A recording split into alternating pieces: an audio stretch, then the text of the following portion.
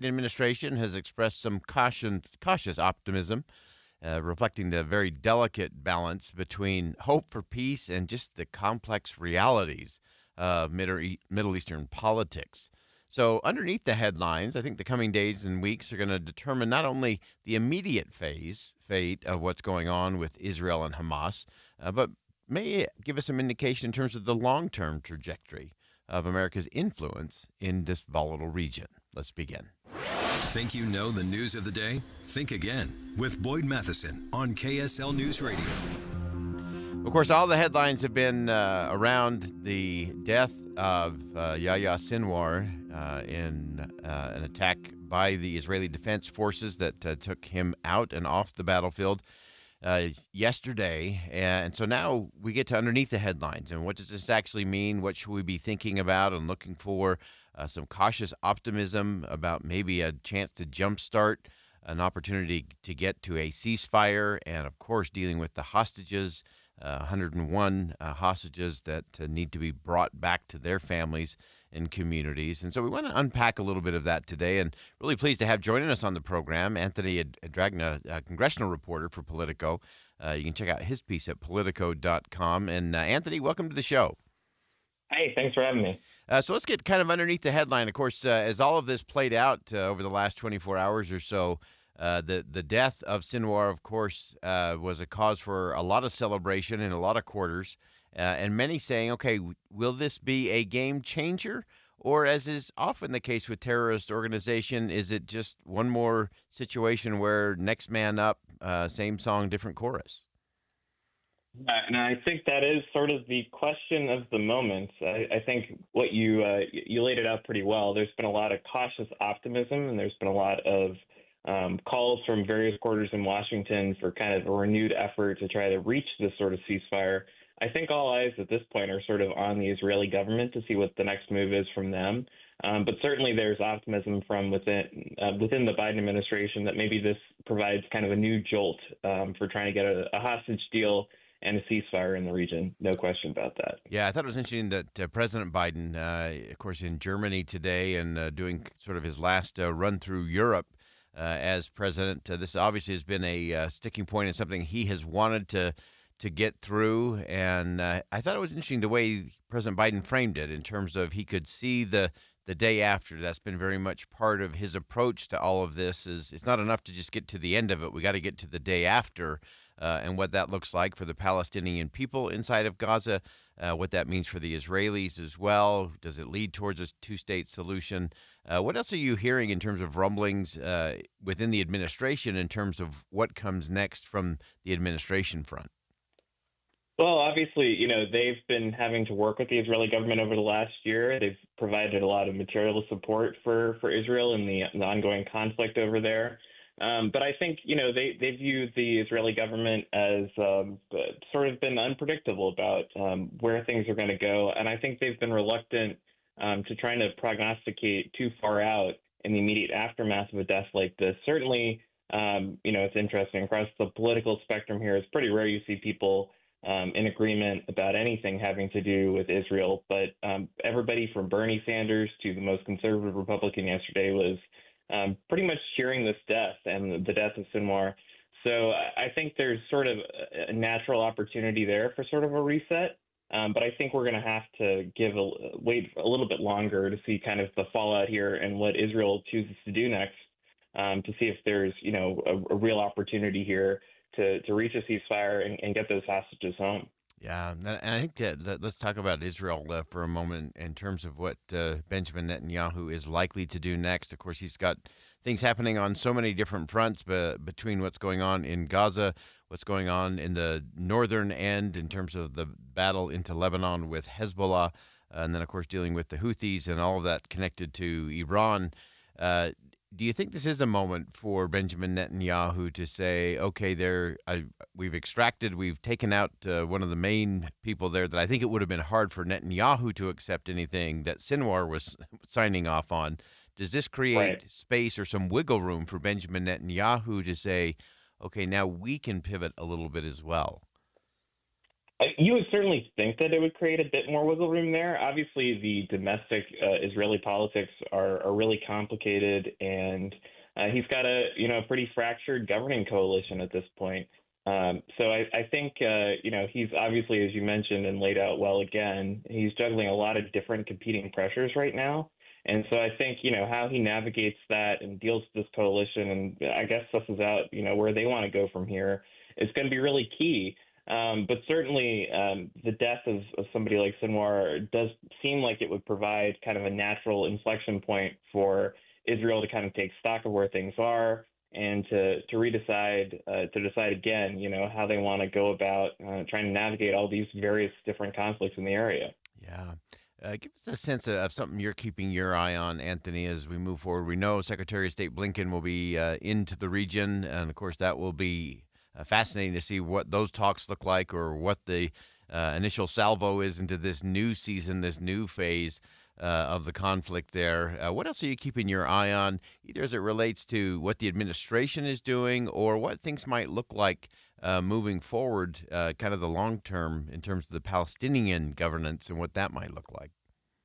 Yeah, I think one of the key things I'm going to be looking for here is to see what Congress wants to do next.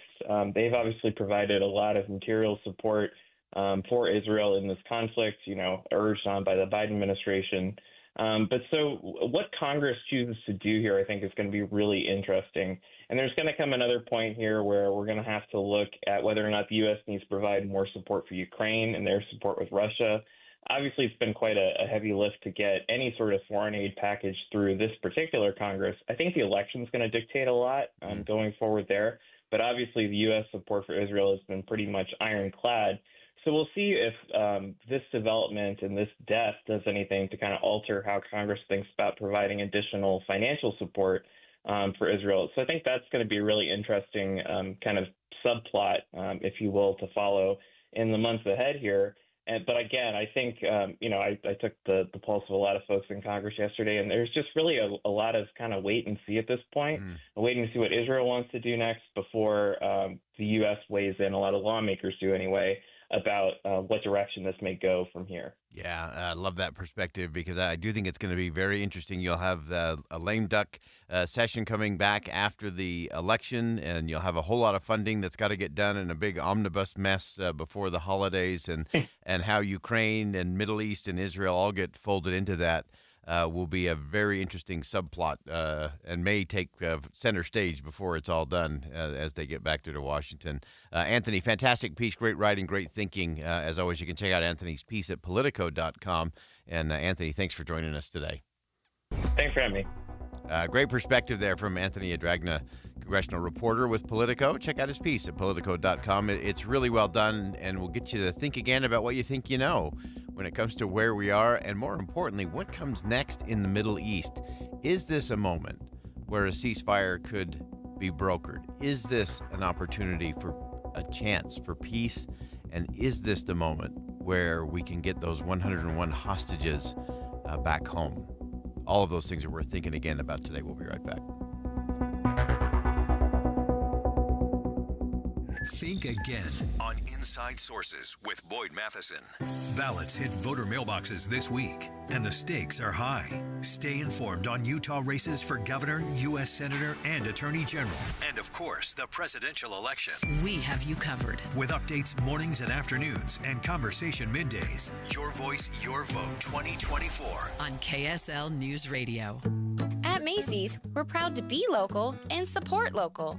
Carrying local products and produce is important to us. We are proud to support our local growers and bring peak freshness to you and your family. To make shopping local easier for you, we have added Utah Proud tags beneath local products. As you shop our stores, look out for the tags as you shop and show your pride for local Utah companies and growers. Thank you for shopping local yourself by shopping at Macy's. Macy's, happy shopping!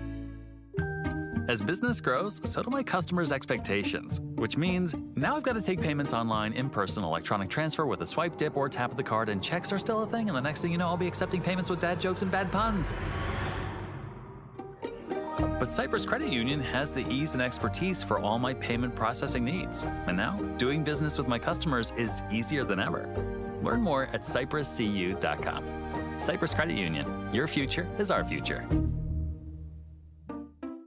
At Fisher Investments, we may seem like other money managers, but we're different. Are you really that different than the rest of us?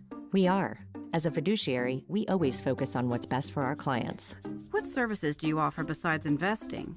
We have a team of specialists in financial planning, estate planning, and more. Your clients rely on you for all that? Yes, we ensure clients receive unparalleled service at every step of the relationship. Okay, but you still sell commission-based products, right? No, because we believe that's a conflict of interest. We prioritize service over sales goals. So, then how do your fees work? We have a simple and transparent fee that's a percentage of our clients' portfolios. So we do better when our clients do better. Wow, we're more different than I thought. At Fisher Investments, we're clearly different. Learn more at fisherinvestments.com. Investing in securities involves the risk of loss. Utah, the absolute best pricing of the year is happening right now at Paris RV. We're blowing out all remaining 2024 inventory. Save on the Heartland Prowler Lynx 17 BHX bunkhouse, only $14,995 or $171 per month. Or the Forest River Rockwood Freedom Series 1640 LTD, only $9,995 or $113 per month. Got toys? Hook up to the Forest River Vengeance Rogue SUT 23 SUT, only $33,995 or $345 a month. The show may be over, but the deals are still on at Paris RV. Paris RV is your locally owned, family-run RV dealership. We strive hard to find the very best RVs for the price. With 4 locations, over 1,000 RVs in stock, 42 service bays, and 4 super parts stores. We're sure to help take your family on the best RV vacation. Check out our perfect family bunkhouse trailer, the 26BH, that sleeps 9 for $19,995 or $227 a month, zero down. Life is short. Enjoy it. North Murray, South Murray, Payson, and Pocatello. ParisRV.com. Febreze. So my home is also my office. And before I can focus, every room's gotta be clean. That means tidying up, then spraying my Febreze Air Mist. Ooh, that's fresh. Febreze Air Mist scents are all high quality. They fight any weird funk, and they give my air an instant boost of freshness. So not only does my home smell good, I feel good too. After I Febreze, it's time to start my day. Breathe happy, Febreze, la la la la la. Wesley Financial Group is not a law firm. Do you find yourself stuck in a timeshare? Get the real facts about the timeshare industry and your options for cancellation. Chuck McDowell, founder of Wesley Financial Group, has put together a free information guide that reveals the secrets the timeshare industry doesn't want you to know, including the 5 ways to get rid of your timeshare. Call now and get this timeshare cancellation guide absolutely free. Call 800-838-6161. That's 800-838-6161. 800-838-6161. If you're living with dry age-related macular degeneration or dry AMD, you may be at risk for developing geographic atrophy or GA. GA can be unpredictable and progress rapidly, leading to irreversible vision loss. Now there's something you can do to slow it down and get it going slower. Izervay is proven to slow GA progression. Izervay gets GA going slower. Izervay or avacincaptad pagel is a prescription eye injection used to treat GA. Don't take it if you have an infection or active swelling in or around your eye. Izervay can cause eye infection, retinal detachment, or increased risk of wet AMD. Izervay may temporarily increase eye pressure. Your vision may be impaired after an eye injection or exam. Don't delay. Ask your doctor about Izervay today. Izervay gets GA going slower. Visit Izervay.com. That's IZERVAY.com. With the 3 things you need to know this hour, I'm Britt Johnson. First, the presidential election is on the home stretch, and doctors say people are more stressed out than ever about politics. Second, Biden says there's an opportunity in his point of view that they could probably deal with both Israel and Iran in a way that ends the conflict for a while after Hamas's leader's death. Third, our unemployment rate is still sitting under the national average of 4.1%. Ours is at 3.5%. Right now, it's 48 degrees and cloudy in Salt Lake City. Back to the movie show on KSL News Radio. Get deeper insights on the news from inside sources. In an era of increasing political polarization and civic disengagement, the gap in civic knowledge among young Americans presents not just an educational hurdle, but a fundamental threat to the future of informed citizenship. Yet within this challenge, there's also an extraordinary opportunity to reshape how we approach civic education, starting with the most powerful classroom of all, the family dinner table. So it's time to think again about what we think we know. We can often spout how we need to have more informed citizens and the young people don't get it, but it's where that starts and who's responsible that we want to get to in this segment. Lindsay Cormack is Associate Professor of Political Science and Director of the Diplomacy Lab at Stevens Institute of Technology. She's also the author of the book, How to Raise a Citizen. That's important, and why it's up to you to do it. And Lindsay, welcome to the show. Thank you so much for having me. I'm excited to talk with you. This is great. Great piece in The Hill with you and your tag team partner, Steve Israel. And I am a firm believer in the power of the dinner table. It's where most of the important lessons really get done, and it's diminishing in our world today. But connect the dots for us as it relates to really raising citizens, because we've got to have a younger generation that not just registers to vote, they actually have to understand what they're doing and how they're part of the story. Yeah, that's right. And I think the reason that Steve and I both sort of approach this as saying the home should be the place where we have these lessons is when you look at delivering this sort of content in schools, it's very hard to get everything done. We don't have enough time in the classroom. There's not enough money dedicated to this. We don't have enough social studies teachers that can deliver the content. And so our argument is that we need to be doing this work at home. No one feels like our politics is functioning that well or feeling that good, but it's not really going to change unless we decide to do something about that. And that can start at a dinner conversation. Yeah, we love that. And I loved how you began your piece talking about, hey, we've got a lot more new voters registered thanks to people like Taylor Swift. But we can't just have motion. We have to have forward movement. So get us on that forward movement path.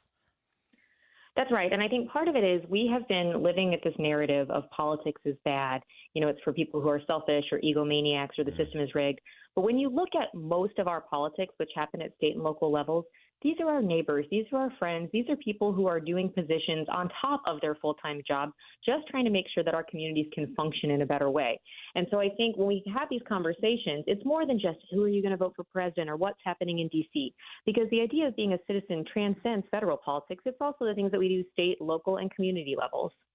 Yeah, and I think that is the key. We always say that the most important votes you're going to cast are not the big federal offices, but that city council, local mayor's race, school board. Those are the things that are going to impact your day-to-day.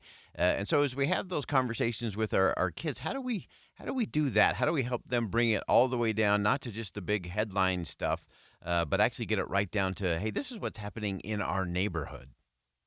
Well, I think something that parents need to be really cognizant of is we have this tendency to focus on the negative politics. But when we talk about those things that you were saying, these like consequential life decisions, a lot of them do happen at that local level. So if you have like a park that your children enjoy playing at, you can point out that government had a hand in that. There's someone probably in the mayor's office or city council or some other sort of board that had a hand in doing that. If you have clean drinking water, government had a hand in that.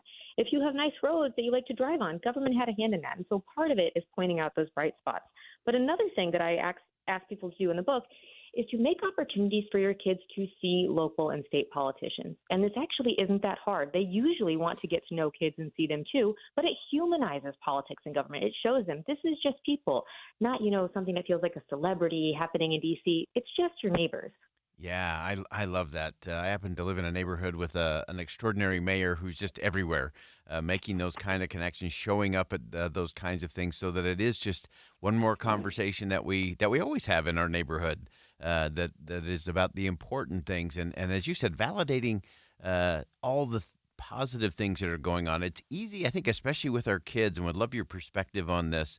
It's easy even when they come home from school and they complain about a teacher or an administrator, that we kind of jump on the bandwagon of it's awful, how can they do that, as opposed to creating a space for a different kind of conversation that maybe can help our kids see it in the classroom and in their school, but we can also see that in our neighborhoods. I think that's right. And I think something that I find many of my students in the college classroom losing sight of is the reality that living in a democratic republic like the United States is truly a beautiful gift. most people throughout the world do not have the ability to influence their outcomes, pull on levers of power, stand up and say they're going to do these things themselves. And I think when we start acting as participants versus spectators, that's when we can show our kids and our own selves as parents, like, oh, hey, if we don't like this, we can do something about this. We can push the needle in a little bit of a way. And that sort of efficacy is a good lesson to give to our kids. That's a great perspective for them to have and lets them feel more rooted in their own communities. Yes, yeah. Then they take the ownership, and then it's they're part of the story. I think we failed in sort of having a country that is my parents' country or my grandparents' country, and I think a lot of young people don't feel like it's theirs. And I think what you're describing and inviting people to come into is let's make it their country. Let's make it their community, their neighborhood, not just the adults running around.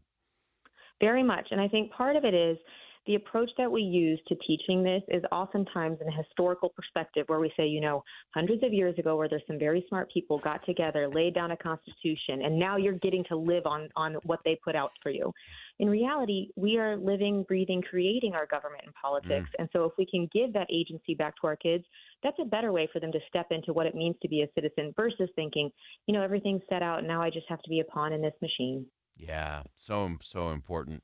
And so talk to us for a little bit about how we bridge the gap of that historical perspective and then actually the lived reality in terms of what's going on day to day. And again, creating that path, whether it's for our K through 12 kids or for those that are going to get ready to vote for the first time, that are seniors in high school or have moved into higher education. How do we create space for them? Yeah, so it really depends on the sorts of age that you're talking to. If you've got like 5 to 9 year olds around you, so much of what they can kind of comprehend is personalities. And so that's when you show them maybe leaders that they might like or not like. This can be people in their classroom as teachers. These can be coaches of their sports. These can be local politicians. But sort of letting them get the feel for what it is to assess what we want in a leader. And then when you go into like this 10 to 14, they can get into bigger concepts. You know, we don't maybe want one person to have all this power. What is the role of a check and a balance in some sort of governing system? And when you get into those ages, that 15 to 18, they're getting ready to go vote for the first time, that's when there's some lessons that you really have to lay out for them. I spell out 5 in the book, and I'll give you the quick ones. It's you have to teach them to register to vote. They need to know what a primary election is. They should read the Constitution at least once in their life. They should have an understanding and a conversation around federalism. And lastly, but maybe most importantly, is we have to practice having hard conversations, which means not everyone needs to have the same outcome. We don't need to have the same perspective, but we do need to be able to create space to kind of learn about how other people think about things, even if we know we might not agree with them.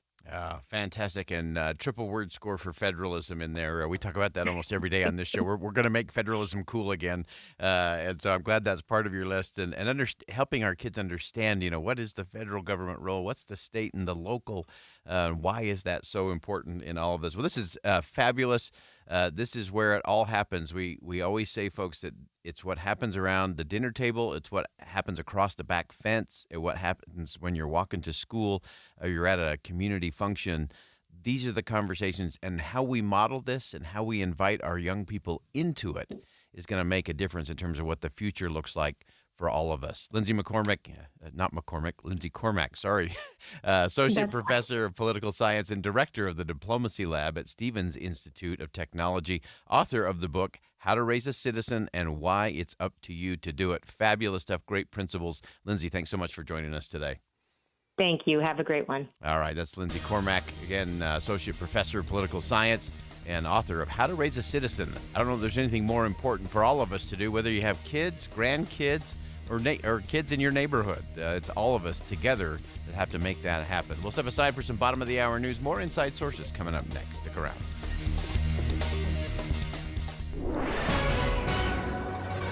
It's 1:30 at KSL News Radio. I'm Britt Johnson. KSL's top story this hour, a state audit questions how $5 million used by 2 groups to get wolves removed from the endangered species list was actually spent.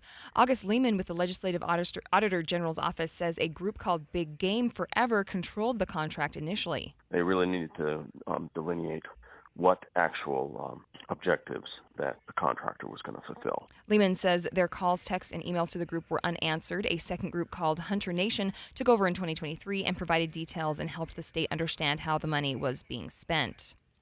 Our top national story this hour from ABC News. One person is recovering from an injury on board a Spirit Airlines flight on Friday. ABC's Alex Stone has details from Los Angeles. The Spirit Airlines flight from Chicago O'Hare to LAX hit turbulence while flying, injuring at least one person. The LA Fire Department says it was told it was 6 to 8 people before the plane landed, but once on the ground, nobody needed hospital attention, and the airport says it was just one injury treated at the gate. Southern California is getting rocked by strong Santa Ana wind. It's unclear if the Santa Anas played a role in creating the turbulence. Alex Stone, ABC News, Los Angeles. Your money at this moment, the Dow up 8 points, the S&P up 21 points, and the NASDAQ has gained 122 points. Coming up, taking a look at the weekend forecast. KSL weather is next. KSL News Time, 1:31.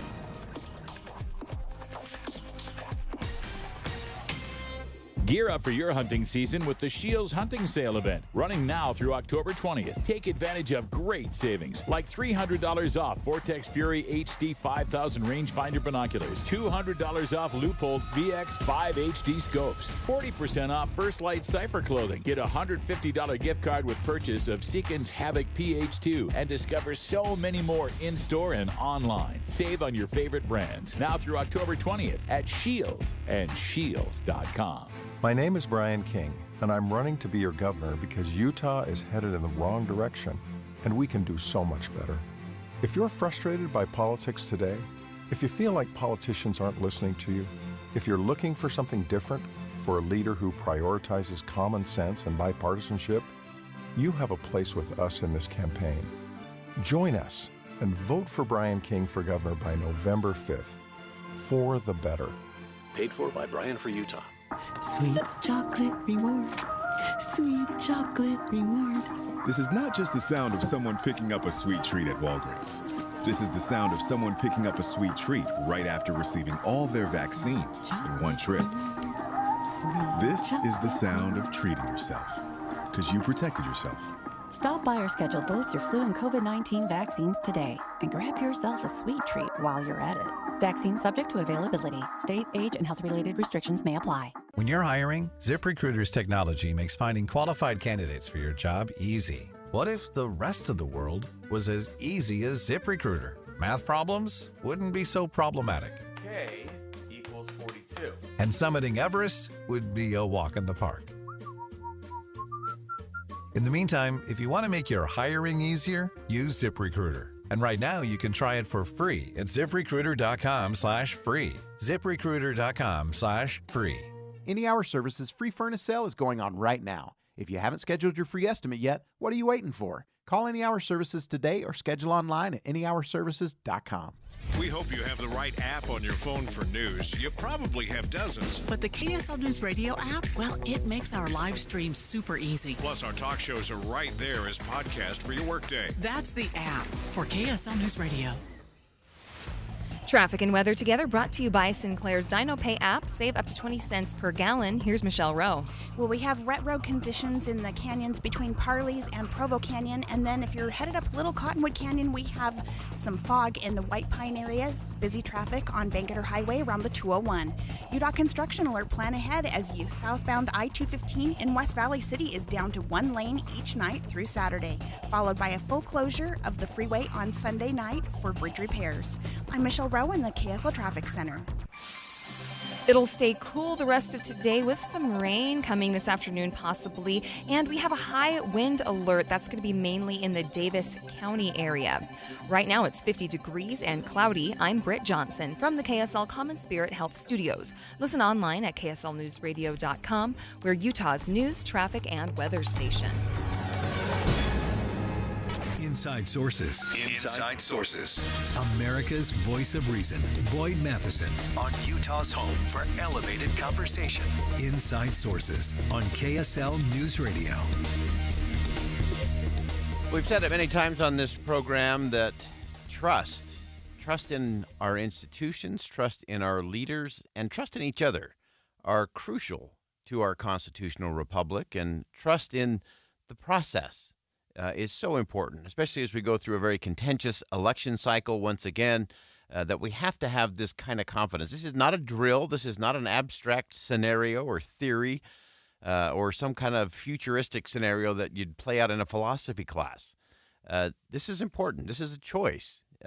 trust is a choice. And to trust in those democratic principles, in the institutions that uphold them, including our election process, is vital to the future of the nation.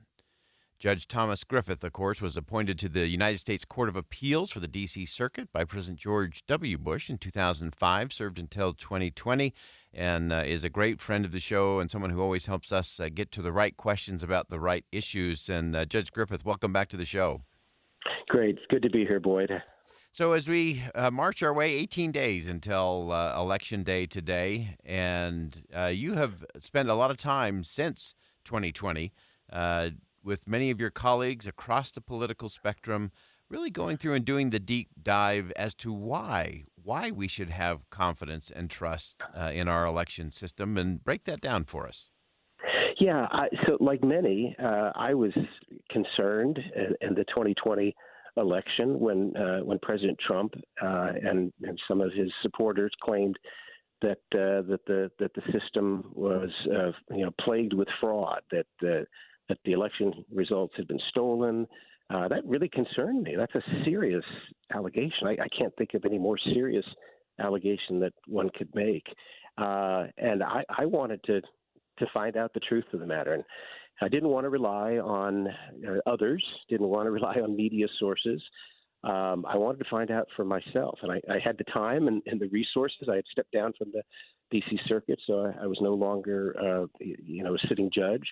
And I approached a couple of people fellow conservatives who I admired, two of whom had also been federal judges appointed by Republican presidents, and others.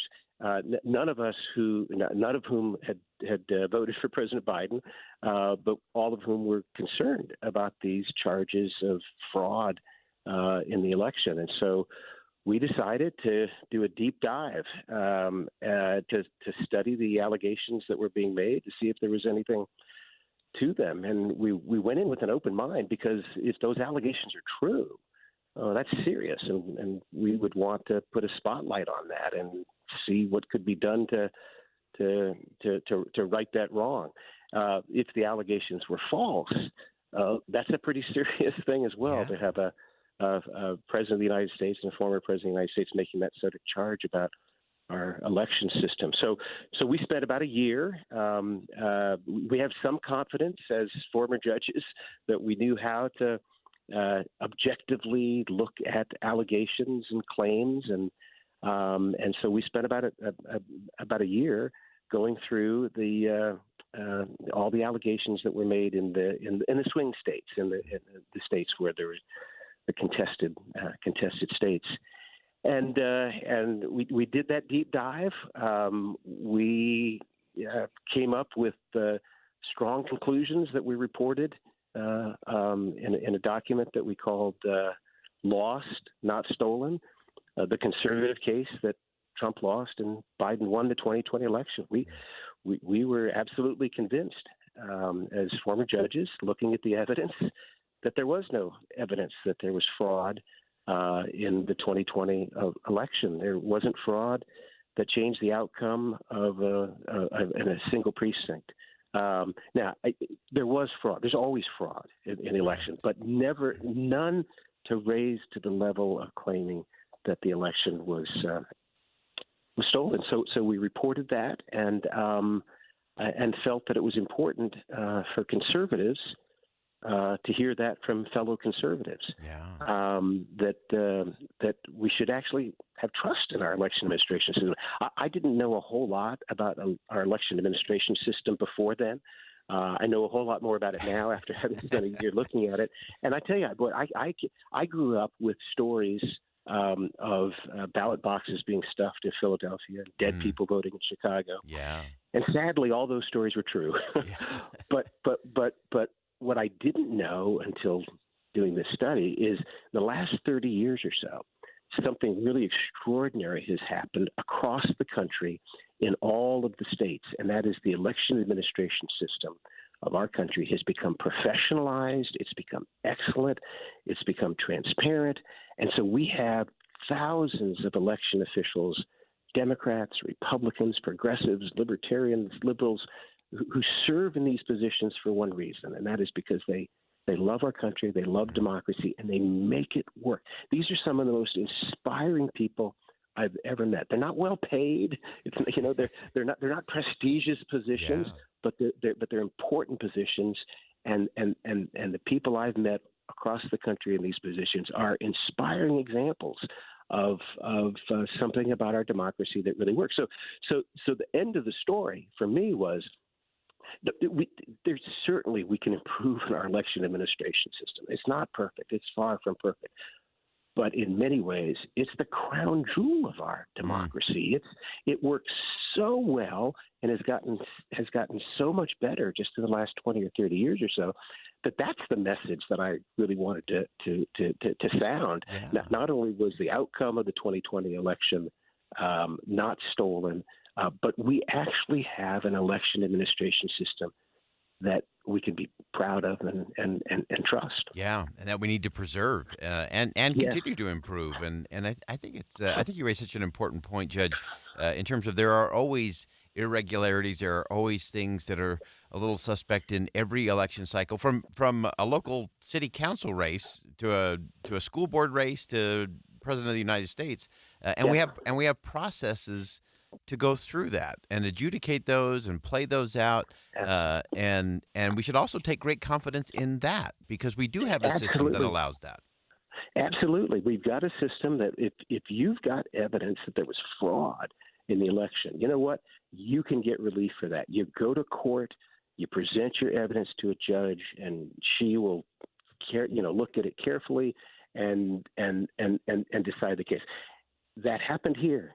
In over 60 cases, supporters of President Trump brought lawsuits claiming that there were fraud in the election, and they lost every single one. They won one, but it didn't have any allegations of fraud in it, and it didn't change the outcome of the election at all. But all the others, they lost because they just could not. They'd make allegations in the complaint to start the lawsuit, but then when the time came to present the evidence in court, they either didn't present any evidence at all, or they presented evidence that was so weak that the case was dismissed. So this is not really even a very close call. The evidence is overwhelming that President Biden won and Trump lost. And the political scientists among us who've studied the 2020 election is the most studied election in the history of the universe. Yeah. I mean, so many people have looked at this, and the folks who have studied it objectively, it all points in one direction. Now, none of us who were involved in the report were happy with the outcome of the election.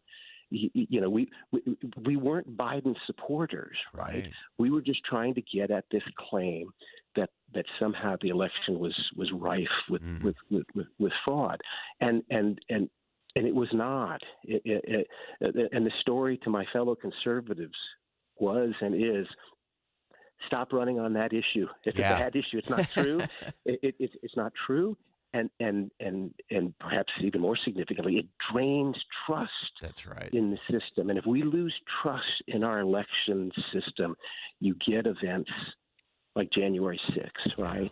Yeah. And conservatives, we ought to be building up faith in our institutions. That's what conservatives do. They conserve that which is good.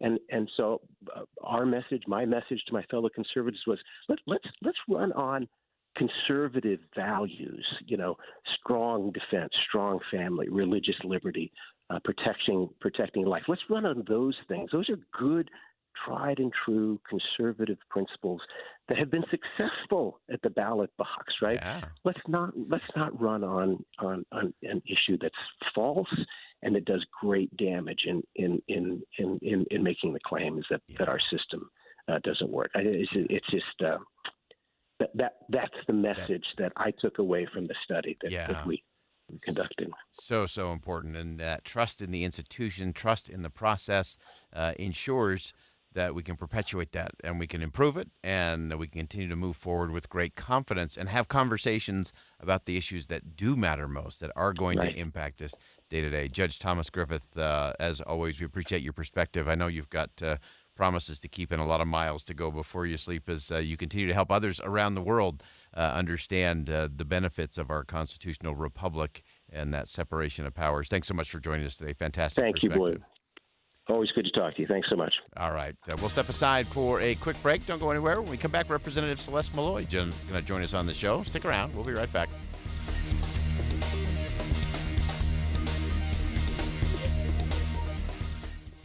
It's a priority for us at this station to bring you all sides of a story and to talk about the news fairly, completely. Get all the facts and be really aware. Utah's Morning News with us, Tim and Amanda. Weekday mornings 5 to 9 on KSL News Radio.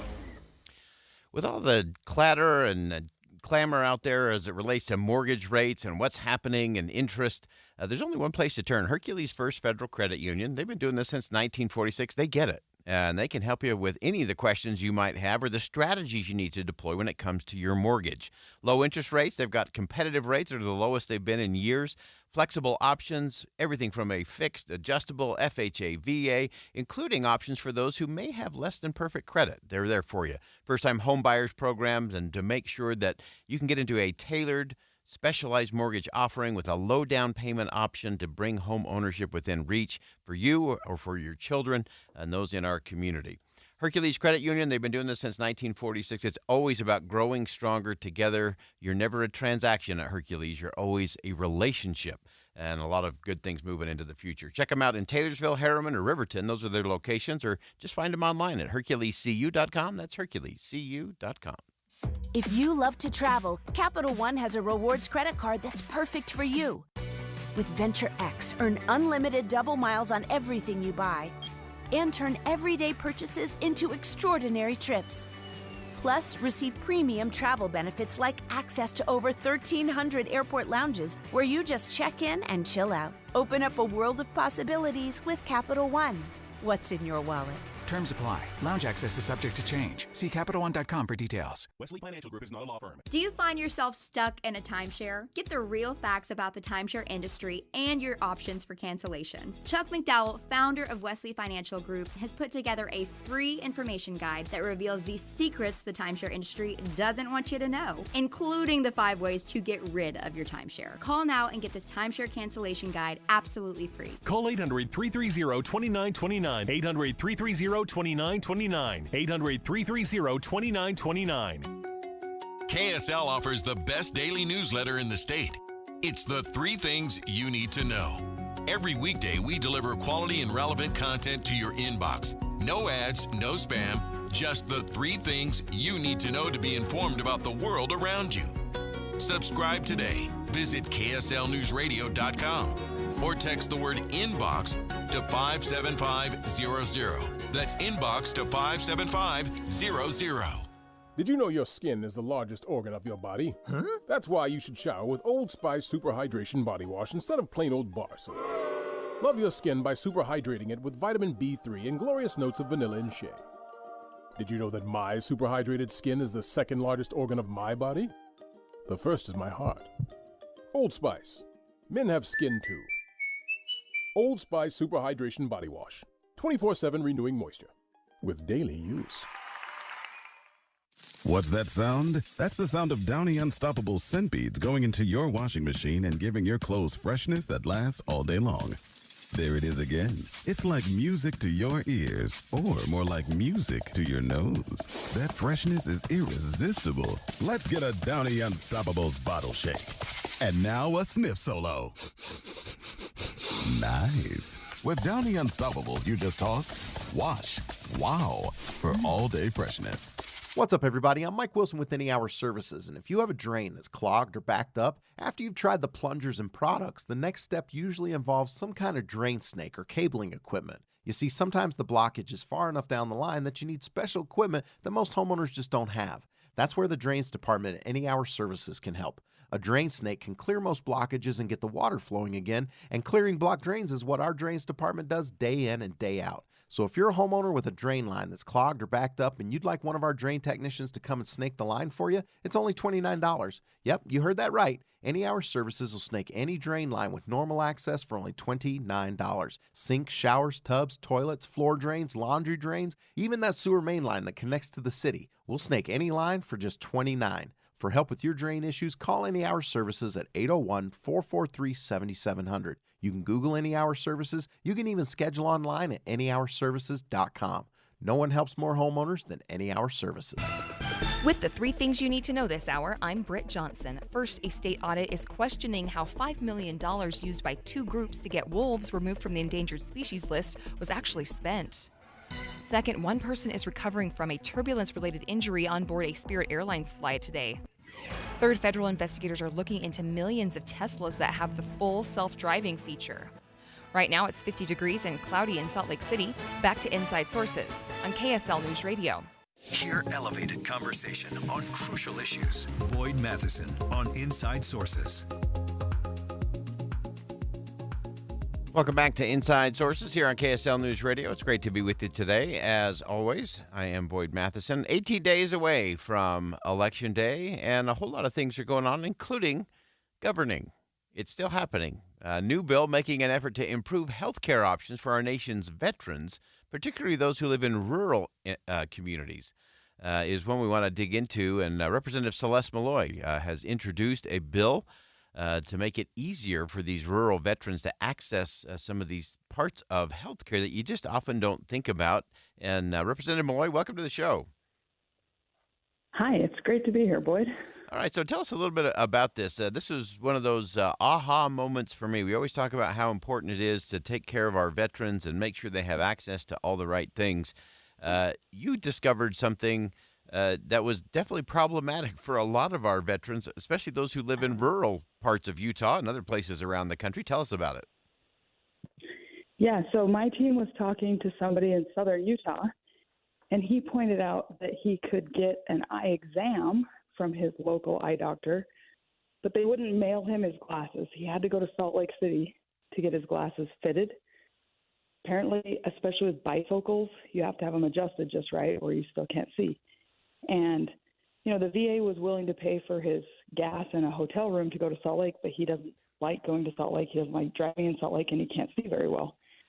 But what they wouldn't do is pay, $8 to drop the glasses in the mail and get them to him in southern Utah so that he could go to his eye doctor to get them fitted. So we started looking into why this was a VA policy and what we could do to change it. I worked with my colleague, Marionette Miller-Meeks from Iowa, who is a veteran and an eye doctor, and we came up with this bill to help solve that. I think the VA was trying to provide good health care. I think they just hadn't thought through what their policies would actually do to people out in rural America. Yeah, and you look at the inefficiencies of that, of saying, hey, we'll pay for your gas in a hotel room to have you drive across the state to get your eyeglasses fitted, as opposed to something that's much more convenient for the veteran and much more efficient in terms of cost. Well, and the reality is, and I think we all probably know this instinctively, most of these veterans are just not going to go get their eyeglasses. It's a deterrent. Yeah. It's not just that going to Salt Lake is a pain for them. It's that they're not going to do it. So they'll use their old eyeglasses that aren't adjusted right and aren't the right prescription rather than jump through all these hoops. So what we need to do is make it easier for them to get the health care they need so they won't opt out of getting their health care. Yeah, and that applies obviously to eyeglasses, but probably a whole lot of other things. You pointed out, and this was a big number to me, that a quarter of U.S. veterans live in rural parts of the country. And to me, that's I don't think we factor that in nearly enough when we think of all the things that our veterans are going to need, especially as they age. Yeah, well, and it has other ripple effects, too. I was recently talking to a military recruiter who pointed out that a really high percentage of the recruits come from rural areas. And, it tends to be a family tradition. We all know that. If you look at, like, the 222nd in rural Utah, it's grandpas and dads and sons all serve in the same unit. So if the grandpa isn't getting good VA benefits, his health care is not being taken care of, and they're seeing, stories in the media about the military getting more and more political. It hurts recruitment from these rural areas too, and that's traditionally where the military has found a lot of their recruits. Wow, that is a ripple effect that I don't think a lot of people are talking about. That's a think again moment in and of itself. Well, this is a great bill, and again a great bipartisan effort there for our veterans, especially those in our rural areas, especially here in the state of Utah. Important stuff, and I know we are 18 days away from election, so we're going to throw in a political question as well. I know you've been crisscrossing the district and helping out a few of your friends along the way in terms of the political side of things, marching towards that first Tuesday in November. Yeah, I've been out in my own district working and talking to people, but I've also been in 5 states in the last week or so, and I'm going to hit one, maybe up to 3 more before the election day, because we've got really tight races all over the country and really tight margins in Congress. And, in Utah, it's a really red state. We have a pretty good idea how our races are going to go in the general. But even if Utah sends a bunch of Republicans back to Congress, we can't get much done if we don't have majorities back there. Majorities are really important. So I've spent a lot of time, I know Burgess Owens has spent a lot of time, I think Blake's been out on the road, making sure those of us who are in more red states are supporting our colleagues in purple states, or at least purple districts, so that we can keep a majority in the House and get a majority in the Senate. Because a lot of the things that Utahns are talking to me that they want to see done, we won't be able to get done if we don't have these swing states break our way in Congress. Yeah, well, it's an important opportunity for Utah to raise its voice in some other places and have that influence as well. Representative Celeste Malloy, again, marching our way towards the first Tuesday of November and also doing some great work in the district and some bills that will impact all the veterans in the state of Utah, especially those in the rural areas within the state. Important work and important governing, not just campaigning, which is such a critical part to all of this. Representative Malloy, thanks so much for joining us today. Thank you. All right, that's Representative Celeste Malloy joining us today, and I love this. I love this bill. We just so often in the federal government we don't think about all the downstream implications of a lot of these things, and something as simple as forcing a veteran who lives in a rural area to go to the VA in Salt Lake just to get their eyeglasses adjusted and fitted, to me is 27 levels of crazy. The VA will pay for the gas. They'll pay for a hotel stay so they can do it, as opposed to just shipping them for $8 in the mail and letting that veteran get it close to home.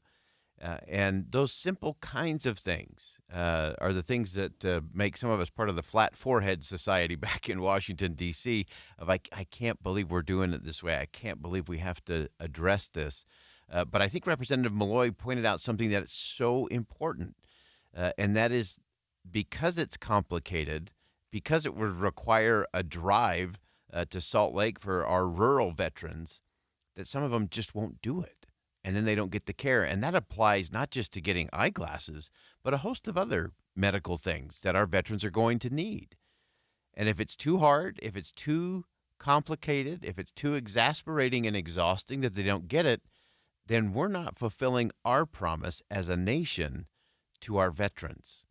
And that's a promise we always have to keep. And so I'm always grateful for bills like this from Representative Malloy that show we got to keep our eye on the ball when it comes to our veterans and make sure we're giving them exactly what we promise because they stood up so that we can live up to those promises. Well, that wraps it up for us on hour number 1 of Inside Sources here on KSL News Radio. We'll step aside for some top of the hour news, but don't go anywhere. Big hour number 2 coming up next. Stick around.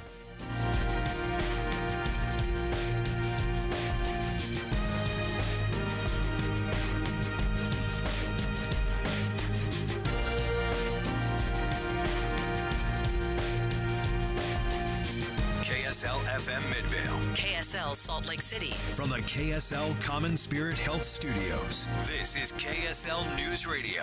Utah's news, traffic, and weather station. It's 2 o'clock at KSL News Radio. I'm Britt Johnson. KSL's top story this hour. The jobs report is out, and Utah added 31,100 jobs since September of 2023. Jared Mendenhall with the Department of Workforce Services says they're mainly in a few sectors. The most jobs created is in education and health services. We saw about 11,700 new jobs there. And then, of course, construction has been one of those areas where we continue to see that construction boom. We had about 8,600 new jobs there. We did see a decline in the trade and transportation sector with a loss of about 4,700 jobs, but our unemployment rate is still sitting under the national average of 4.1%. We are at a 3.5%. Our top national story this hour from ABC News. Federal investigators are looking into millions of Teslas that have the full self-driving feature. ABC's Alex Stone reports. Around 2.4 million Tesla models S, X, Y, and Cybertruck are being investigated by the National Highway Traffic Safety Administration because they have the full self-driving feature Tesla offers. It comes after 4 crashes, one of which was fatal, involving the car driving itself. The crashes involved reduced roadway visibility from sun glare, fog, or dust, which may have caused the Tesla to not be able to read the road. The investigation will look into Tesla's abilities to navigate autonomously when conditions are not ideal. Alex Stone, ABC News. Your money at this moment, the Dow is up 36 points, the S&P is up 23 points, and the NASDAQ has gained 115 points. Coming up, there'll be some high winds this afternoon. KSL weather is next. KSL News Time, 2:01.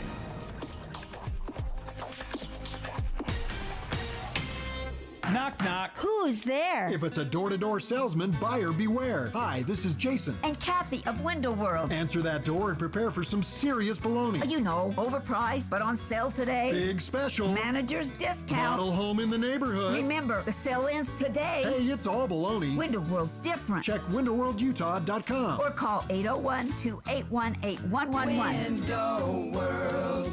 Simply the best for less. And as Doug always said, that's no baloney. Healthcare with human kindness is here. It's at Common Spirit Health. Hospitals, clinics, and caregivers all connected to advance healthcare in Colorado, Kansas, and Utah.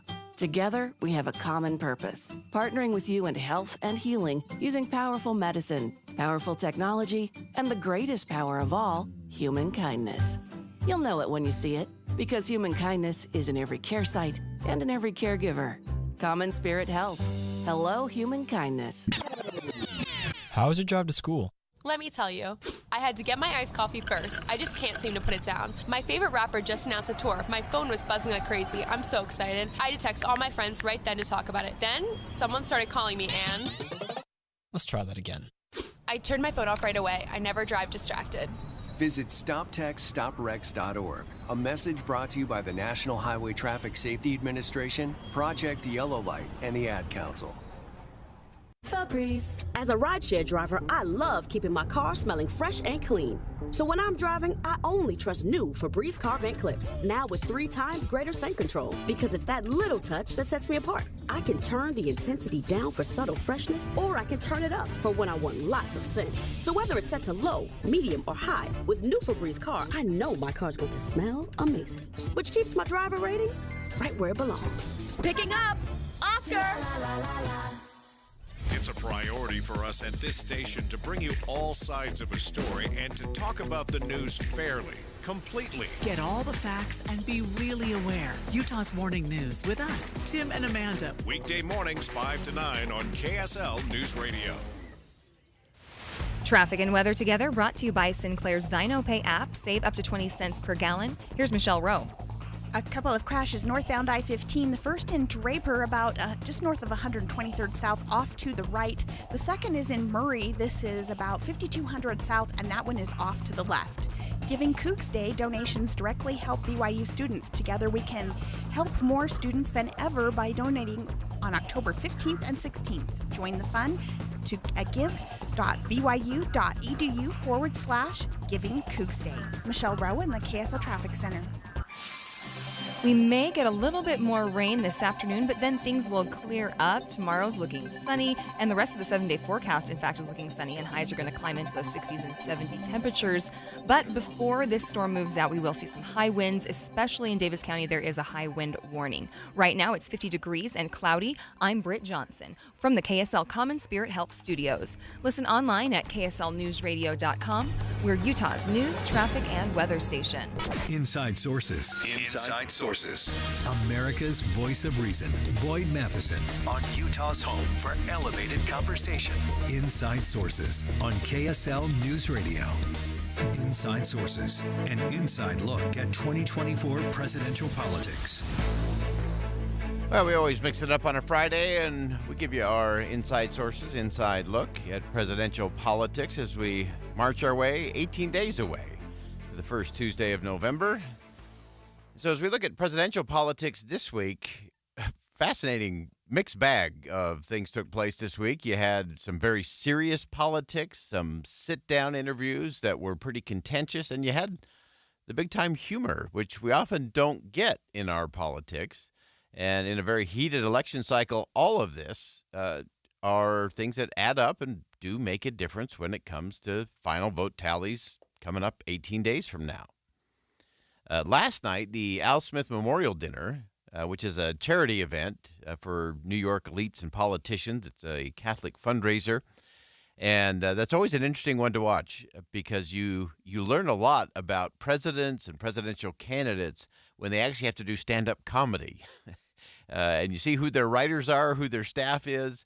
So there's a whole communication strategy that goes into that. So we'll take a little bit of a look at that.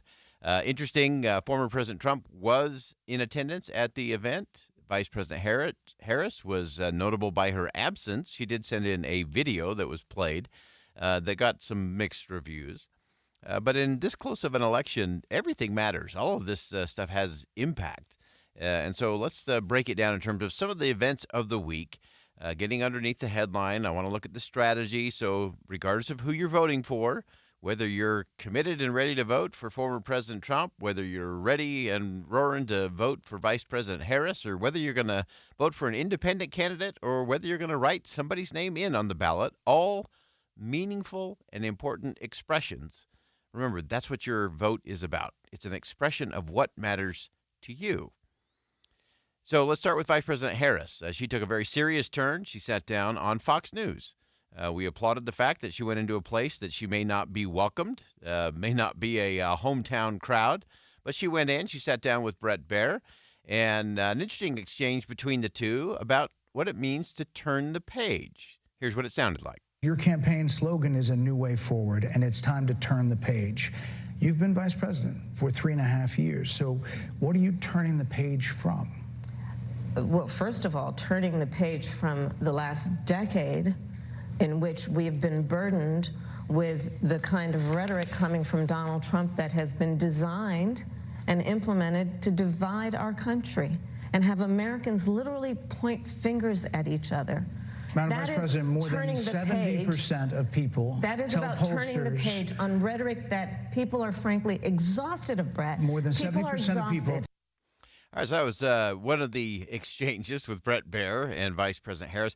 I actually thought she did well on that point and said, look, this is about a rhetoric shift and a focus. I think she had some great moments in that. I think she struggled in a few of the things that I don't think she was quite prepared for in that exchange. And to me, that was the real crucial point for Vice President Harris and her campaign this week, was she left a few things on the table. I don't think she was ready to answer the question regarding President Biden's health and ability and what she saw over the course of the last 3.5 years as she met with him at minimum of once and often multiple times a week, and what that story was about. She just didn't have a solid answer for that, and I think that hurt her a little bit.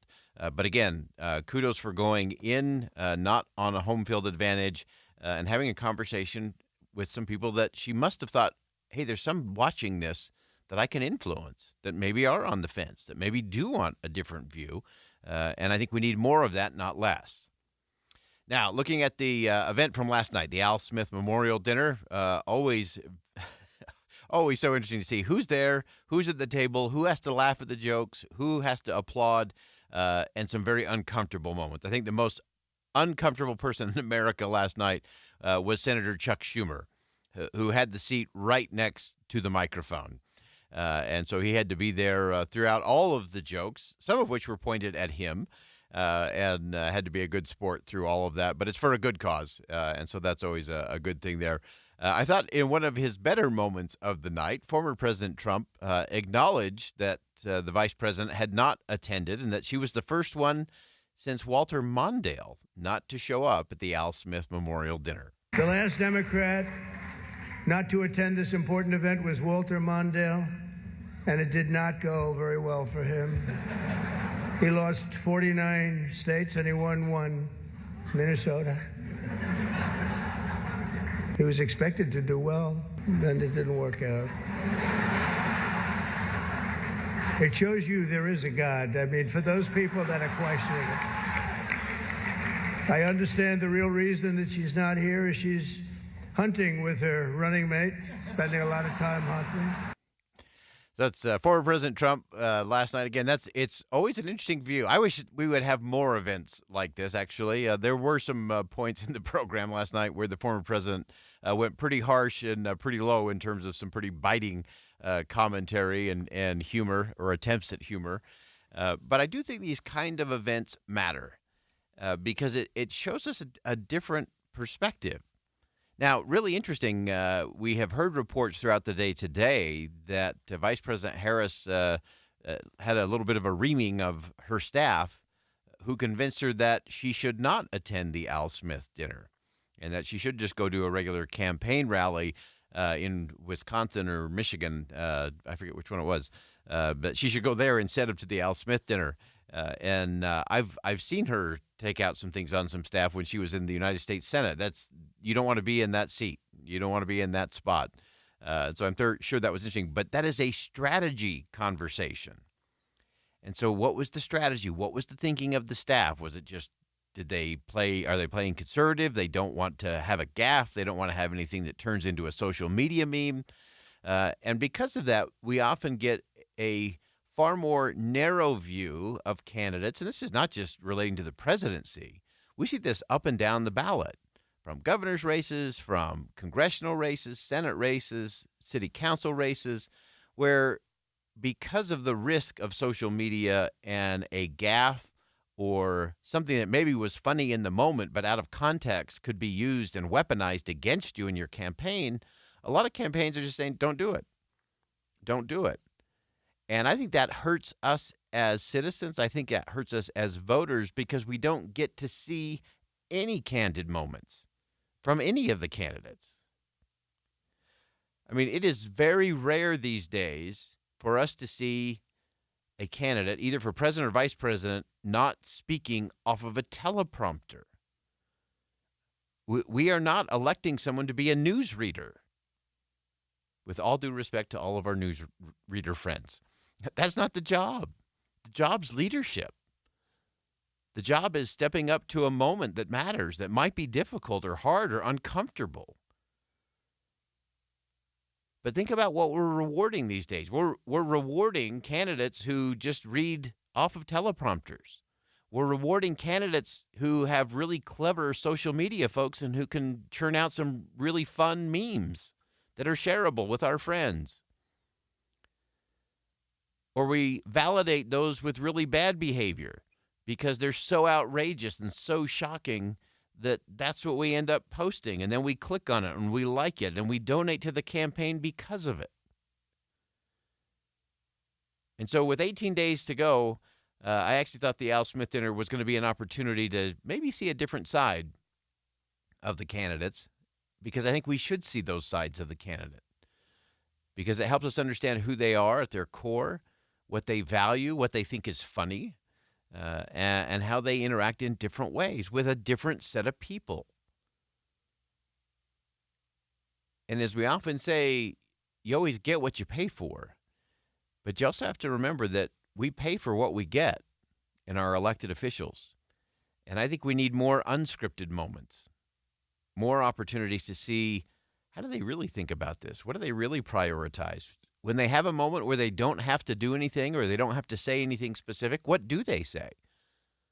Where do they lead the conversation? Do they take it to higher ground? Do they take it to principles and policy? Do they take it into the gutter in a pejorative lace rant about their opponent? We need more unscripted moments. And that includes the way we conduct debates in this country.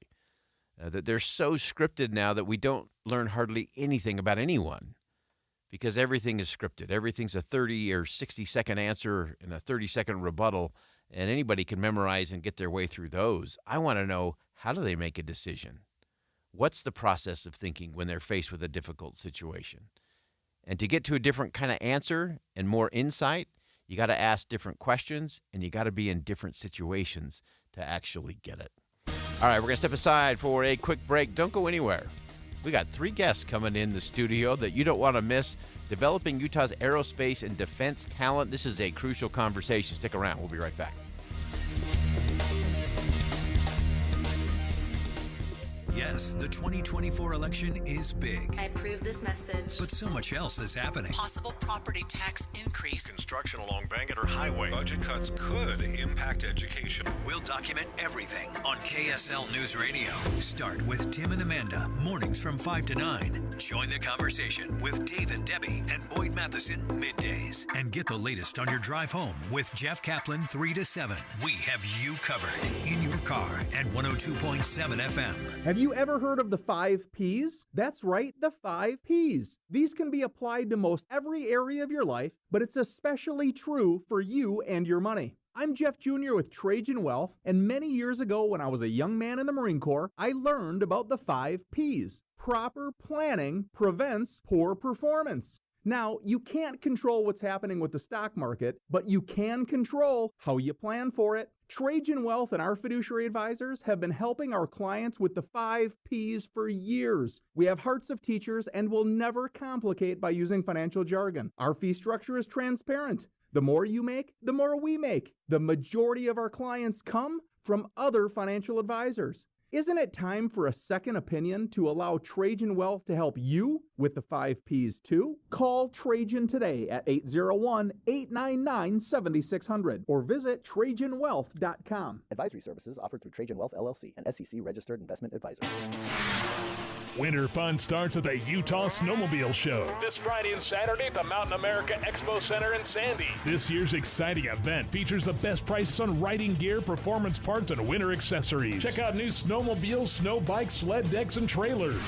Info and tickets at snowwest.com/Utah. The Utah Snowmobile Show, presented by Snow West and Carl Malone Power Sports, this Friday and Saturday at Mountain America Expo Center in Sandy. Want to avoid getting sick this fall? Getting your immunizations is a classic approach. You can protect yourself against the flu, RSV, pneumonia, and COVID. Does that sound like music to your ears? Then talk to a doctor or healthcare provider. And visit uptodate.utah.gov to learn more. Jim Weber is here from Foothill Oriental Rugs. And Jim, it's always exciting to have you here because then we know it's the semi-annual sale. First of all, you are one of the very few direct importers. You hear that old cliche, we cut out the middleman, and what it enables me to do is I get better merchandise, more unique merchandise, even have a lot of things specifically made for me, and I can offer them at prices 25% below the industry average. So it's a win-win for me, and it's a win-win for my customers. What have you got on sale for us? Well, for instance, we've got a 9x12 India Agra, retail $46.54, 70% off, on sale for $13.96. We've got a 6x9 Tibetan Contemporary rug, retail $3,400, on sale for $1,020. If you've ever needed a rug, this is a great time to come in and look at rugs because our retail prices are better than the industry and average, and right now they're marked down up to 70% off. Don't miss out. The semi-annual sale is underway now at Foothill Oriental Rugs, 1460 South Foothill Drive, just south of Foothill Village. Common Spirit Health. Hospitals, clinics, and caregivers all connected to advance healthcare in Colorado, Kansas, and Utah. Healthcare with human kindness is here. Hello, human kindness. With the 3 things you need to know this hour, I'm Britt Johnson. First, Tesla models and Cybertrucks are being investigated by the National Highway Traffic Safety Administration after some crashes, one of which was fatal, involving the car driving itself. Second, the electricity is being turned off in parts of California today because of the fire danger and high winds. Third, the jobs report is out and shows growth in Utah of almost 32,000 jobs this year. Right now, it's 50 degrees and cloudy in Salt Lake City. Back to Inside Sources on KSL News Radio. Boyd Matheson divides rage from reason on Inside Sources. We often talk about Utah's aerospace and defense industry and how leading edge they are, punching way above our weight here in the state of Utah. And currently, it's a fascinating crossroads of innovation, education, economic growth. The growing sector has quietly become just such a powerhouse. It's one I love to talk about to my friends outside the state of Utah, and everyone always has that wow moment. And so there are great opportunities, there are great challenges, particularly in developing a skilled workforce pipeline. And so in response, there's this amazing confluence of just brilliant minds and great organizations. UScience, Apogee Works, and 47G have come together to bridge the skills gap and really shape the future of aerospace and defense talent here in the state of Utah. So Edson Barton's CEO and co-founder of UScience. Aaron Starks, of course, is the CEO and president of 47G, Utah Aerospace and Defense. And Brian Janroy is the co-owner of Apogee Works. And General, welcome to the program. Thank you. Yeah, thanks for having us. To me, this is like the dream team coming together. This is like we should have a special code or a bat signal, I think, for what's coming here. And Aaron, let's start with you. Looking at it from 47G standpoint, in terms of aerospace in the state of Utah, just give us a quick snapshot there, and then we'll get into some of the things we're trying to accomplish. Absolutely. Well, the Department of Defense just released the 2023 statistics. And we had $2 billion of additional investment into the state just year over year, and that's just new investment. Altogether, this industry accounts for about 20% of the state's overall economy, about 300,000 jobs, and so it's core to who we are as Utahns to know jets flying above our heads. Our universities and colleges are all engaged, and we're just really honored to partner with UScience and Apogee Works. Yeah, and Edson, let's go over to you in terms of your part of this coming together in terms of UScience and what you're doing in terms of helping people recognize that they may actually have some real aptitude and skill about areas that they may not just be familiar with. Yeah, it's fantastic to hear the growth in these sectors in our economy. Utah has such a rich history there. But one of the challenges is how do we get the talent to fuel the jobs that they have? I think if we looked around the aerospace and defense industry here in Utah, we'd probably find another couple of $1 billion that are not being realized because we don't have enough workers to supply these businesses for growth. And so what UScience is really doing is helping to identify those individuals at a younger age, help them understand that they have real talents in some of these areas that can be used for our core economies here in Utah, and then help guide them into those jobs and those roles for the future. Yeah, absolutely. And Brian, you're the dot connector in all of this. Talk about your role, your organization's role in bringing all of these folks together. Sure, happy to do so. Thank you. It really boils down to Apogee Works as a user. We need those resources, and that's a key piece. 5 years ago, when I was starting up Apogee Works with my business partner, Steve Pollard, we recognized that getting technicians was hard, trained technicians. And so I had some false starts, not really resourced to do that. And then I met Aaron. We had a telecon, and we were interviewing each other.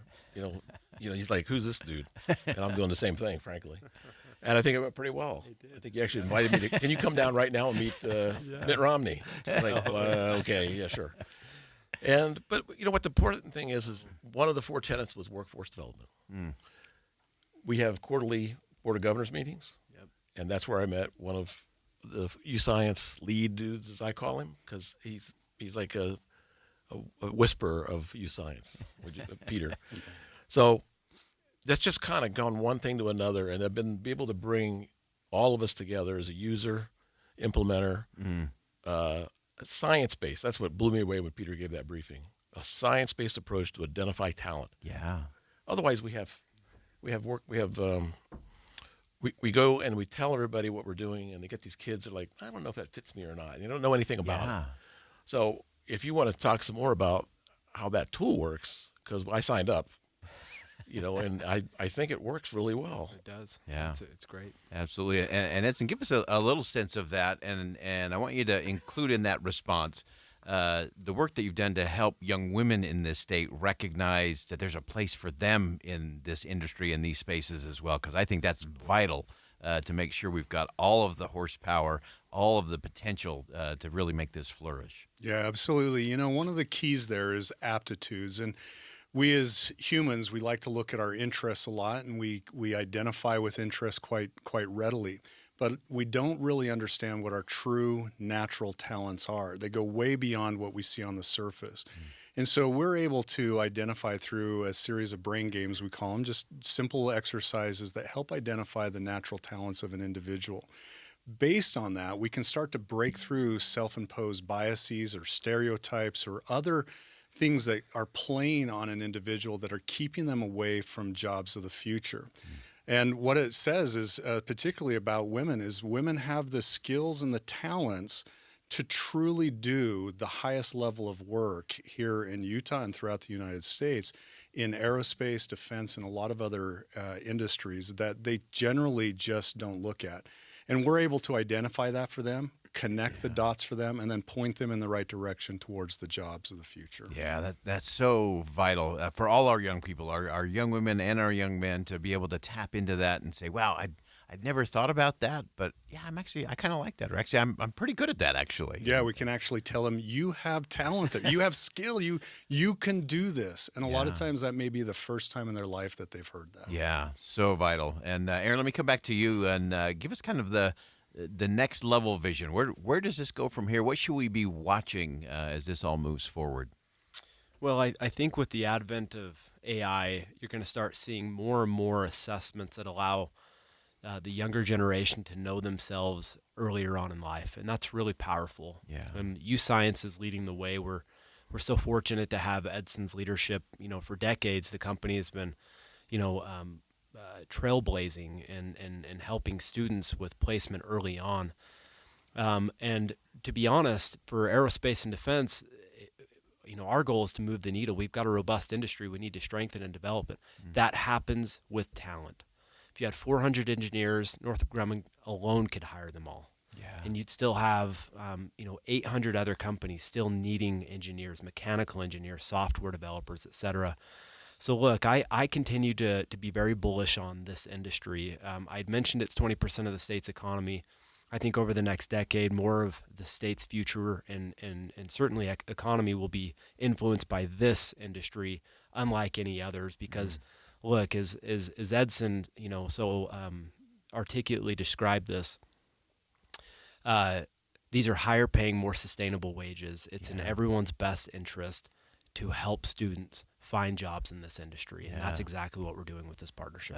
Fantastic. And Brian, let's close out with you just in our last minute here. I know part of the work that all of you are doing together is to create some new kinds of certification programs, some specialty things that are really designed for aerospace, defense manufacturing, for things that you need as a user on the back end. Right. Tell us what that looks like. Well, it's a chicken and the egg thing is what I'm finding. For us to provide a target for Edson and his folks to have a cert for aerospace and defense, there's no cert for that. Everybody thinks an AMP, airframe and power plant. I was an AMP. I still kind of am, but that's not what we need. It's a much more focused, drawing-based, very high-skill area. And so now that we have a tool, we're going to get into the high schools. We're going to start with Roy and Ogden. We've got support from both of those groups in Weber County. And we're going to go in and talk to them. I'm going to try to continue to set that up. And 4H7G will be welcome to attend. Of course, not attend, participate. And we can tell parents and kids, did you know you're not everyone's going to be an engineer. Right. But the ones that need to be engineers, great. The ones that don't, T is for technology, and technicians run technology. Yeah. So that's where I think I'm out of time. So I think that's where I'll stop at, is that's just the scratching the surface. With 47G, we can get the word out. Yep. And with Edison's group, can get the word out. And we're just a small cog in the wheel as a service able to their own small business, but we're doing our part, I think. Awesome. This is great stuff, and this is the kind of alliances that always set Utah apart and I think create that kind of innovation and that leadership that we need in so many different places and spaces.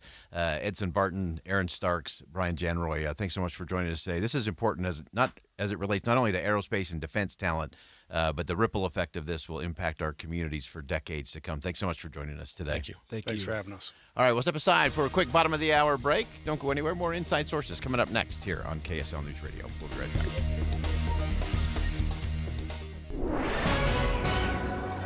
It's 2:30 at KSL News Radio. I'm Britt Johnson. KSL's top story this hour, Utah ski resorts are excited about the first snow of the season that came overnight and during the early morning hours.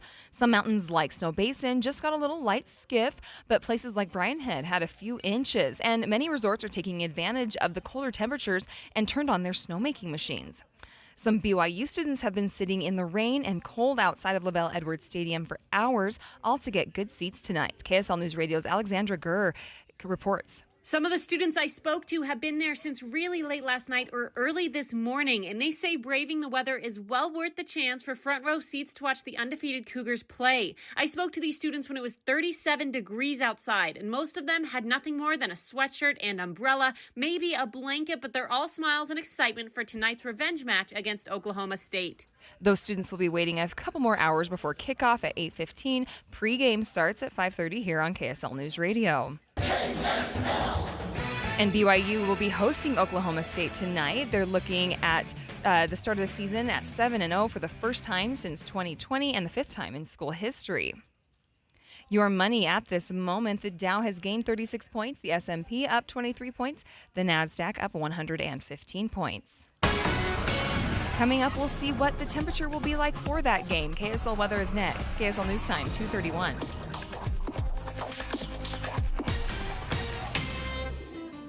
Don't you deserve health care you can count on? Well, you can count on United Healthcare with Medicare plans that fit your life today and as your needs change tomorrow. You can enjoy reliable coverage and low out-of-pocket costs with a Medicare Advantage plan from United Healthcare. United Healthcare Medicare Advantage plans.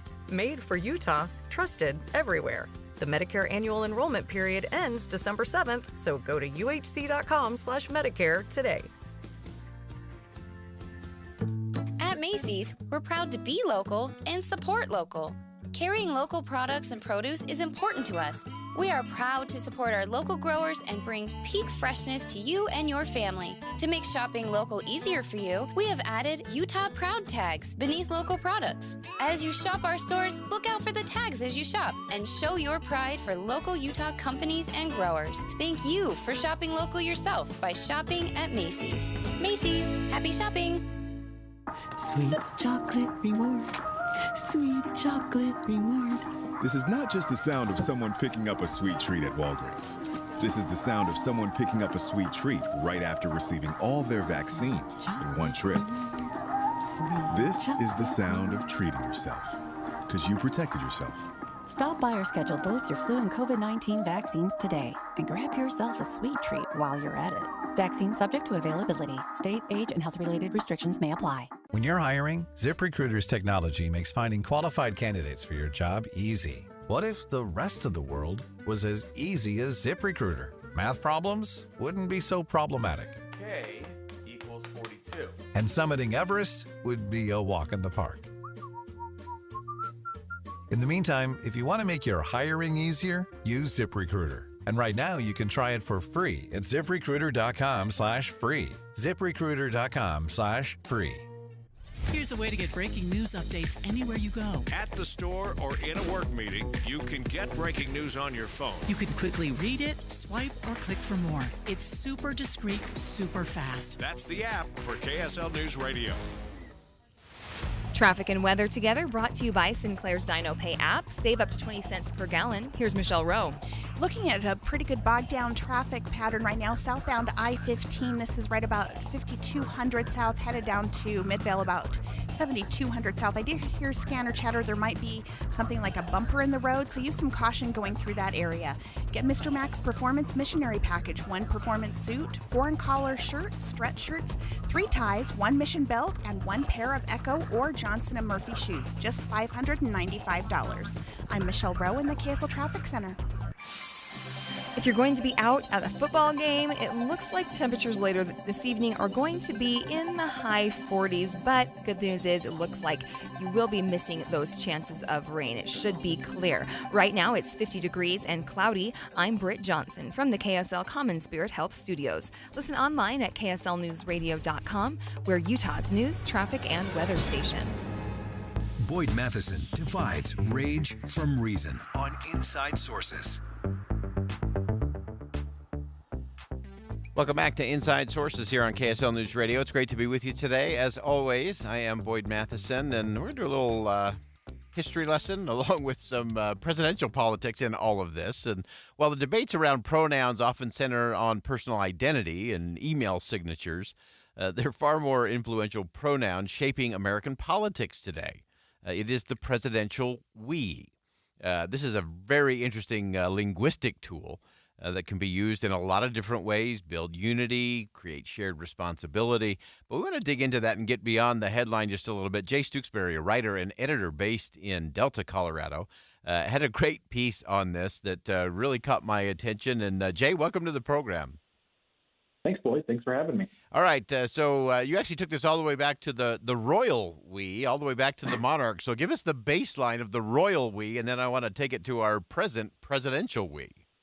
Sure. So the history of the royal we is built on classic monarchy. So it's the concept that a divine ruler is playing a game of telephone where he's getting the message from God and then carrying on his message through his edict as a messenger of God. So typically whenever messages would come from the crown, it would be coming from the use of the term we as in representing both God, crown, and the people that the royalty was leading over. So became a little bit more, in most ways, a kind of an exclusive type of pronoun because typically it was a more of a patronizing way of putting in we. That the interests that were most catered to were the king at the most part, and everybody else was the unwashed masses. Yeah. All equals but different. Yeah. Yes, exactly. Exactly. Some are more equal than others, right? Yeah, exactly. Well, and you pointed out in your piece that even in the preamble of the Constitution that we actually began with that collective we the people. Give us a sense of that. Right. And I thought it was kind of an ironic way of thinking about it is that, we've codified the royal we into our founding documents. This is the irony is that a group of anti-monarchists work together to basically use the same linguistic tools that they were trying to run away from and try to free themselves from. And so then, of course, it continued to evolve, and then it became the presidential we. Abraham Lincoln. I love the way you framed it, going back to his election in terms of how he saw it, and then how he began to use that in his rhetoric. Mm-hmm. Yeah, there's a lot of interesting research about that. So he was really the first president to use the term in a sense of trying to create a collective identity, and obviously he was a guy that was trying to work on unifying a nation and creating that more inclusive sense of the word. And so he was one of the first presidents, and there was a lot of interesting scholarship about his use of it. And the probably the most interesting one is how in his collected works that combines all of his speeches and personal writing, the word we appears 12,000 times in the course of his career. So yeah, he was one of the ones that really embraced that terminology, and it really carried on from there. Yeah, and you pointed out some others, some FDR and New Deal, young Barack Obama. And so kind of walk us to where we are today, and it almost feels like we've got a runaway we train going with our presidential candidates. Right. So, in terms of really building on that sense of unity, a lot of politicians have used it as a term to broaden their appeal and connect with their audience. And you gave you provided two of those examples. FDR's most famous one is we only have fear. The only thing we have to fear is fear itself. And everybody until Barack Obama with yes, we can. It's building this sense of we're working on this project together. And at least that's the perception of it. And over time, I actually took the time of going through all the different presidential inauguration speeches and started adding up all the first-person plurals used throughout it and tracked it over a graph in which folks who can't see it, more than welcome to go visit the article on Reason.com to see how it maps out. But over time, the presidential we has been on the rise. Where it was a small portion of the address, George Washington kind of set the baseline of it, only using two first-person plural pronouns, all the way up to Joe Biden, who used more than 100 in his first presidential inauguration address. Wow. It's so interesting to see how that all plays. And so now take us underneath the numbers there in terms of what they're actually doing. And are we really getting to that collective we, or is it just becoming another way to kind of reflect that power and authority or influence?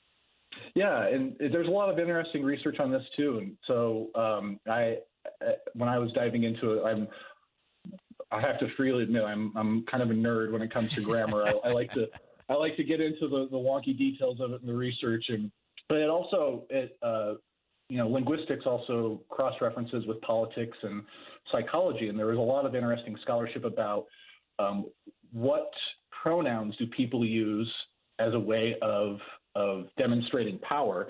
And there's an interesting paper by a team of researchers, one of which is James Penbaker out of University of Texas in Austin, where he mapped this out on a lot of different experiments, whether he was looking at the messages between soldiers and their commanding officers, how students communicated with their professors. And the same patterns kept coming out of his research, where it found that people who tended to use first-person plurals, such as we and us, tended to be in higher positions of power in comparison to those who used more first-person singular pronouns, so I and me.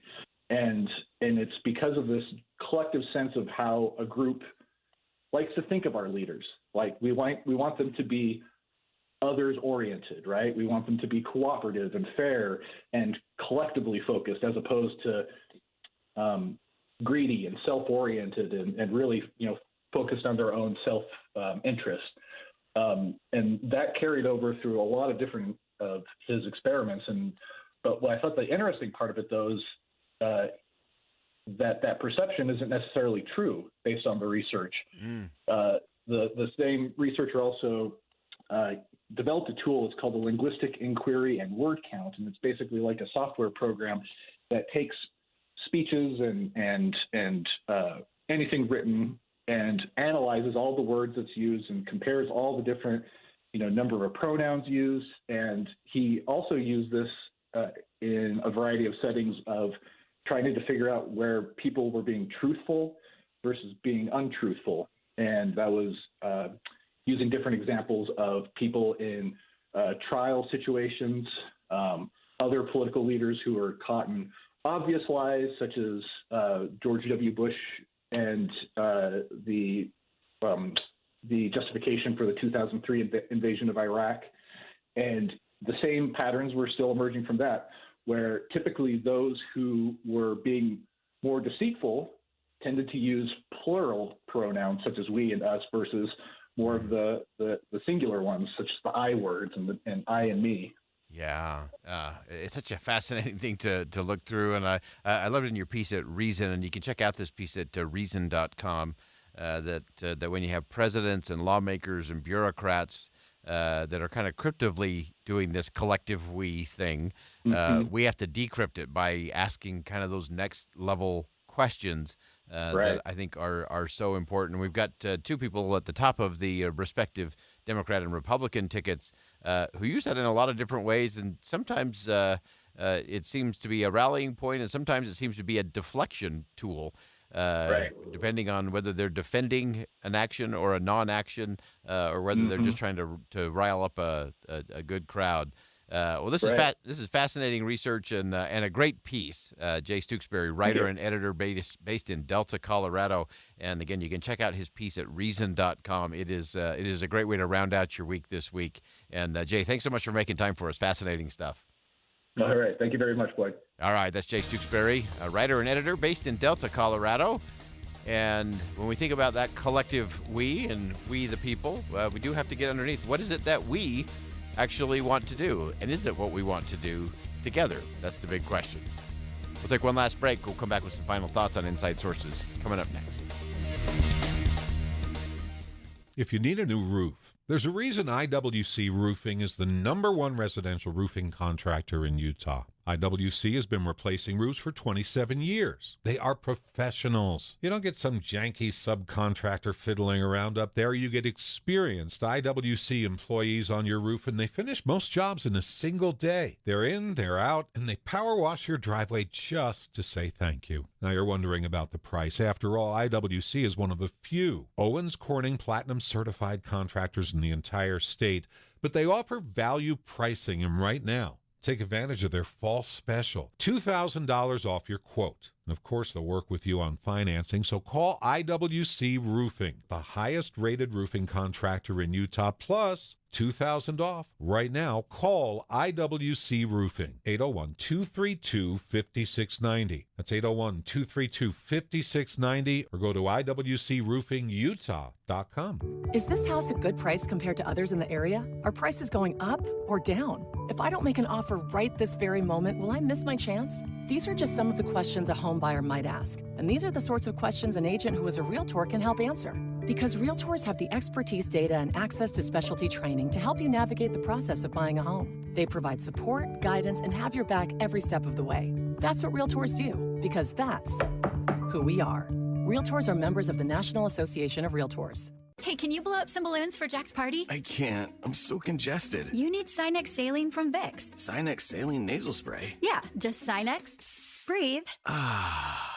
Sinex Saline instantly clears everyday congestion associated with colds and year-round allergies with a gentle, ultra-fine mist that's no mess and easy to control. Daddy, we need more balloons. On it. Enjoy life's important moments without congestion. Try Sinex Saline from Vicks. Just Sinex. Breathe.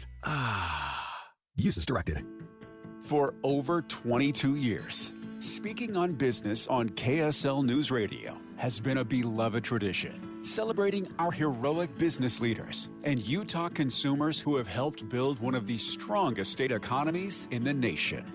Now, under the stewardship of the Salt Lake Chamber and hosted by Chamber President and CEO Derek Miller, the program continues to shine a spotlight on those who make Utah's business environment dynamic and thriving. With his expertise and passion, Derek brings the stories of our business community to life. As part of the Salt Lake Chamber, Speaking on Business is proud to continue its legacy of highlighting inspiring stories, trends, and special guests. Support Utah businesses now and be part of Utah's thriving economy.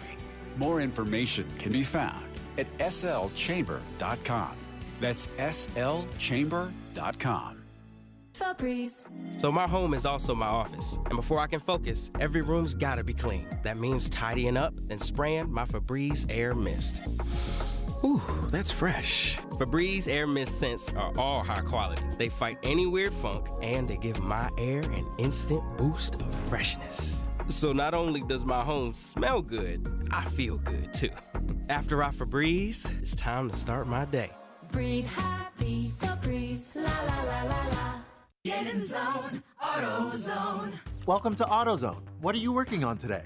I think my battery's dead. With free battery testing and charging, we can help you get back on the road. Get in zone, AutoZone. So what if I need a new one? We have the right Duralast battery for you, only at AutoZone.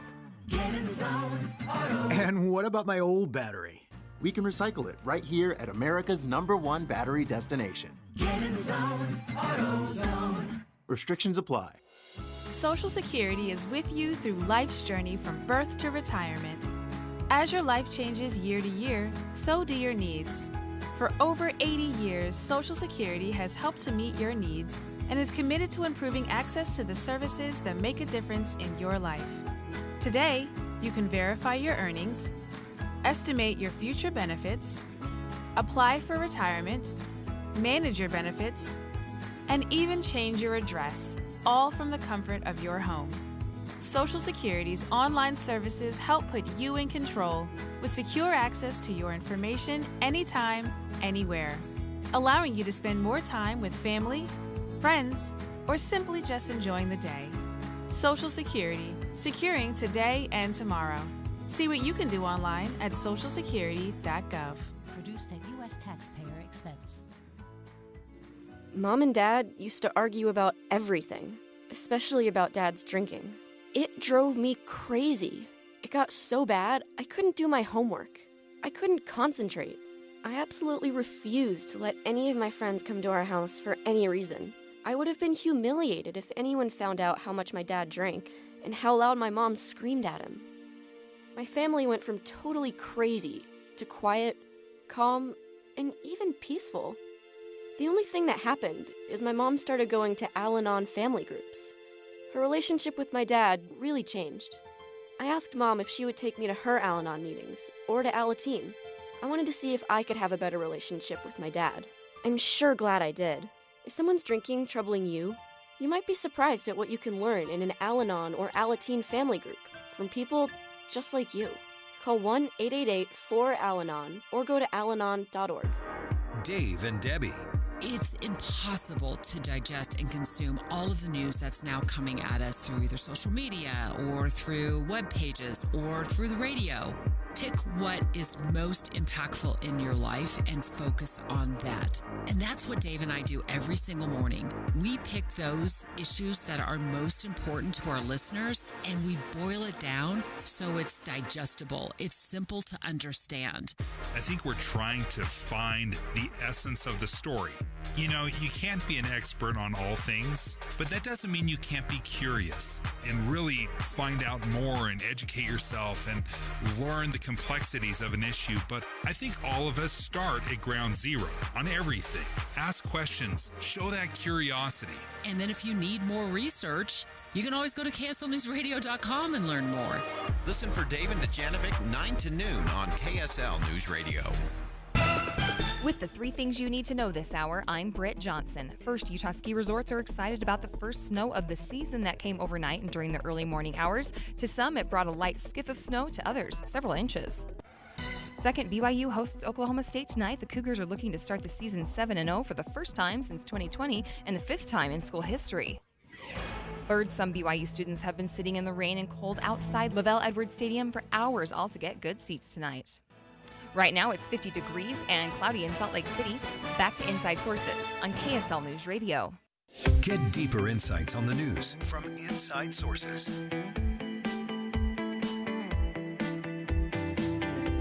Welcome back to Inside Sources here on KSL News Radio. It's great to be with you today, as it always is. I am Boyd Matheson. As we round out the show today and as we round out the week, a couple things that I want you to keep in mind. If you missed any of the segments today, in particular, I want to point you to Judge Thomas Griffith's segment where we talked about trust. Trust in our institutions, trust in the process, especially when it comes to elections. And you can just go to kslpodcast.com. That's the place to go. And you can listen to any of the segments. But Judge Griffith was especially powerful. He was part of a group that just got together following the 2020 election cycle to just go through all the claims, all the lawsuits, and make sure, one, if there was something that went wrong, how do we fix those so that we can continue to have trust? And if things went right, let's validate those things so that we can continue to have trust. Because one of the things that we know is when we allow anger and fear and frustration and a lot of those base emotions to drive us, we lose trust. It undermines trust, and it undermines our confidence in the system. We talked earlier in the program today to Lindsay Cormack talking about how do we make sure that our young people have that good civic education. And yes, schools have a role to play, K through 12, colleges and universities, higher education has a role to play in civic education for sure. But where that really has to start is at home. Now, it doesn't mean that you need to be having big political debates around the kitchen table every night, but you can have all kinds of conversations that will inspire trust and create space for engagement so that people feel like they're part of the process. The thing that I have found is that the more we isolate ourselves or the more distrusting we become, the less likely we are to engage in important conversations, whether those are comfortable conversations or uncomfortable conversations. You can't have those in isolation. But if you don't have trust, you can't lean into any of those. One of the things that I thought was so important that Lindsay Cormack shared with us earlier in the program today was to make sure if you've got kids at home, whether they're very young up through your high schoolers, to make sure you're engaging and pointing out the people in your community that are making a difference.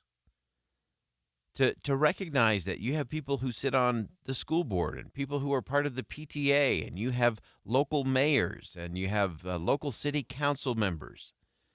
And when something's happening and going well in your community, make sure you point that out to your kids or to your grandkids. You know what? There was a whole group of people, starting with the mayor, that led out on that and enabled us to have this park in our community. Or when we had this particular problem, it was this group of people that came together and came up with a solution. Because we have to model that. If all our kids and grandkids hear about is all the evil, awful horribles, which is usually around national politics, why in the world would they want to engage in it? And why would they care about what's going on locally? Again, those local elections are so vital. And it is where we begin to build trust. So again, if you missed that portion of the program, Lindsay Cormack, who's an associate professor of political science at the Diplomacy Lab at Stevens Institute of Technology, also has a great book, How to Raise a Citizen, and why it's up to you to do it. And it is those kitchen table conversations, and you've heard me talk about it over the years. I am grateful for Saturday nights at my house where 11 kids sat around a big kitchen counter and my dad made pancakes. That's where I learned about civics. That's where I learned about helping a neighbor in need. That's where I learned how to solve problems and to listen to different points of view and perspective, and to be radically curious about why someone thought something was a good idea or a good solution. Those happen around those tables, and it inspires trust. I think it was Caplan that said that of all the liars in the world, the worst are your own fears. And I think that's true. And we have so many things that are going on in society that are playing to our fears, those doubt-producing thoughts that are designed to put a crack in the solid foundation we have of trust. Trust in our institutions, trust in our leaders, trust in each other, and trust in ourselves. And sadly, we keep rewarding fear. And it's just like a steady stream. It's relentless, and fear multiplies. And you can look to all kinds of examples, whether it's an athlete, a musician, a business person that found out way late how devastating an effect fear can have in undermining a performance or a goal or a career. And it's important to recognize that fear never begins with the big outlandish lies, but it's often those small and imperceptible little cracks of fear and doubt that ultimately take you out and undermine your foundation of trust. So you have to be self-aware, and you got to be aware of where you're getting your information. Because otherwise that fear track just keeps rolling on. And I think as a nation, we have a lot of that. A lot of fear-mongering going on across the political spectrum on a wide range of issues. Everything from war in the Middle East and Ukraine and Taiwan to supply chain issues here at home, presidential elections, school board, what's being taught in schools, what's happening in my neighborhood. There's a lot of fear to go around. And it is the greatest of liars. Fear is the greatest of liars. And it undermines trust. And it undermines our ability to have the confidence to engage as better citizens in our constitutional republic. Well, that wraps it up for us on Inside Sources today here on KSL News Radio. I'm Boyd Matheson. Thanks for joining us. And as always, as you go out into the world today, make sure you see something that inspires, say something that uplifts, and do something that makes a difference.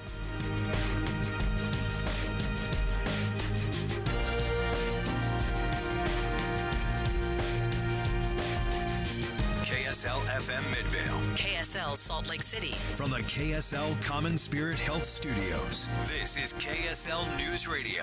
Utah's news, traffic, and weather station.